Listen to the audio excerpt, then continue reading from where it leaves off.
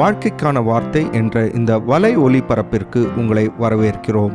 இது ஆதியாகமம் முதல் வெளிப்படுத்துதல் வரை முழு வேதாகமத்தையும் உள்ளடக்கிய ஒரு தினசரி தியானமாகும். உபாகமம் 8ஆம் அதிகாரத்தில் இஸ்ரவேல் ஜனங்கள் கானானில் போய் சேர்ந்த பிறகு கர்த்தரை மறந்துவிட முடியும் என்கின்ற ஒரு சோதனை இருப்பதை மோசே அவர்களுக்கு நினைப்பூட்டுகின்றார். ஏனென்றால் கானானில் மிக அதிகமான பொருளாதார ஆசீர்வாதங்கள் இருக்கின்றது. 7ஆம் 8ஆம் 9ஆம் வசனத்தில் மோசே சொல்லுகிறது போல, உன் தேவனாகிய கர்த்தர் உன்னை நல்ல தேசத்திலே பிரவேசிக்க பண்ணுகிறார். அது பள்ளத்தாக்குகளிலும் மலைகளிலும் இருந்து புறப்படுகிற ஆறுகளும் ஊற்றுகளும் ஏரிகளும் உள்ள தேசம். அது கோதுமையும் வார்கோதுமையும் திராட்சை செடிகளும் அத்தி மரங்களும் மாதுளஞ்செடிகளும் உள்ள தேசம். அது ஒலிவ மரங்களும் எண்ணெயும் தேனும் உள்ள தேசம்.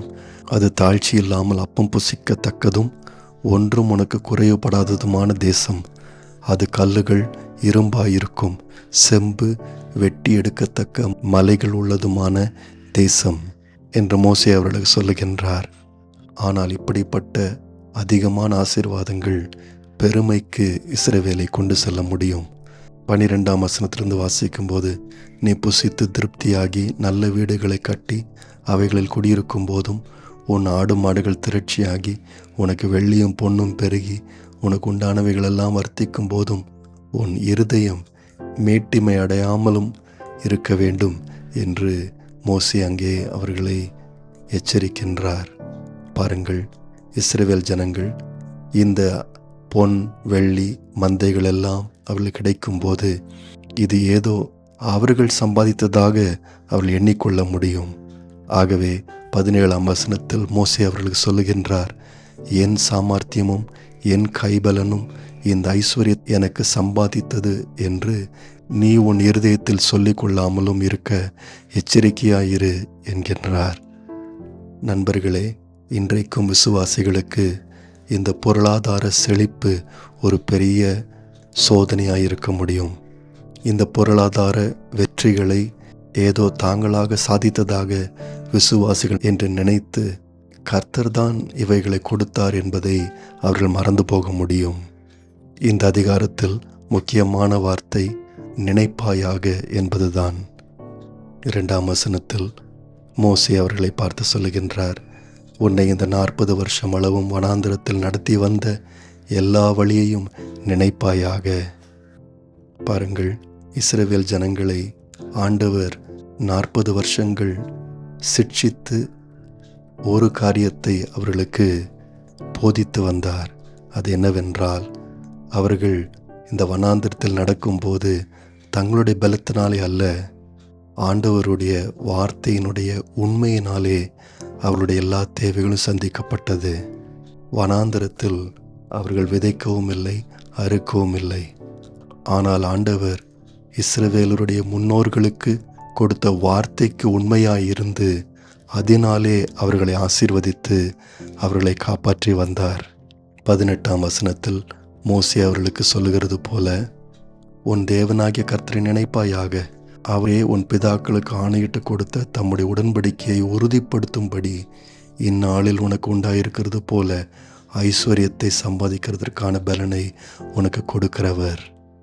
ஏன் இஸ்ரவேல் ஜனங்கள் ஐஸ்வர்யத்தில் பெருகியிருந்தார்கள் என்றால், ஆண்டவர் அவர்களுடைய முன்னோர்களுக்கு அப்படி வாக்கு கொடுத்திருந்தார். அதனால்தான் இதை ஞாபகப்படுத்தும்படியாக தான் வனாந்திரத்திலே ஆண்டவர் அவர்களை குறைவிலும் நிறைவிலும் நடத்தி, மனிதன் அப்பத்தினால் மாத்திரமல்ல கர்த்தருடைய வாயிலிருந்து புறப்படும் ஒவ்வொரு வார்த்தையினால்தான் பிழைப்பான் என்பதை ஆண்டவர் அவர்களுக்கு கற்றுக் கொடுத்தார். ஆகவே இப்பொழுது கானானுக்குள் பிரவேசிக்கும் போது இஸ்ரவேல் ஜனங்கள் என்ன செய்ய வேண்டும்? 2 காரியங்கள். 10ஆம் வசனத்தில், ஆகையால் நீ புசித்து திருப்தி அடைந்திருக்கையில் உன் தேவனாய் கர்த்தர் ஸ்தோத்திரிக்க கடவாய். 2ஆவதாக 19ஆம் வசனத்தில் மோசே சொல்லுகிறது போல, உன் தேவனாகிய கர்த்தரை நீ மறந்து மற்ற தேவர்களை பின்பற்றி அவர்களை சேவித்து அவர்களை பணிந்து கொள்ளாதே. இஸ்ரவேலர் தங்களுடைய ஆசீர்வாதத்தை மற்ற தெய்வங்கள் கொடுக்க முடியும் என்று நினைத்து அந்த தெய்வங்களுக்கு பின்பாக ஓடக்கூடாது. மாறாக கர்த்தருடைய வார்த்தையை கீழ்ப்படிவதில் முக்கியத்துவம் கொடுக்க வேண்டும். ஏனென்றால் கீழ்ப்படிதலில்தான் ஆசீர்வாதம் இருக்கின்றது. நண்பர்களே, இன்றைக்கும் விசுவாசியானவர் ஆண்டவரில்தான் அவருடைய ஆசீர்வாதத்தை தேடுகின்றார். ஆகவே கர்த்தரை கனம் பண்ணுகின்றார். குறைவின் நேரத்தில் ஆண்டவரை விசுவாசித்து ஆண்டவருக்கு கீழ்ப்படிந்து நடக்கின்றார்.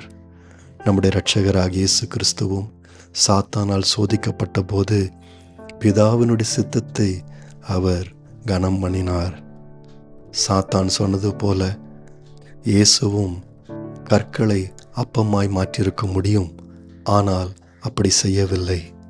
குறைவின் நேரத்திலும் கர்த்தராகிய இயேசுவானவர் பிதாவுக்கு கீழ்ப்பணிந்து நடந்தார். இயேசுவினுடைய அடிச்சுவடுகளை பின்பற்றுகிறவராய் இருக்கின்றார்.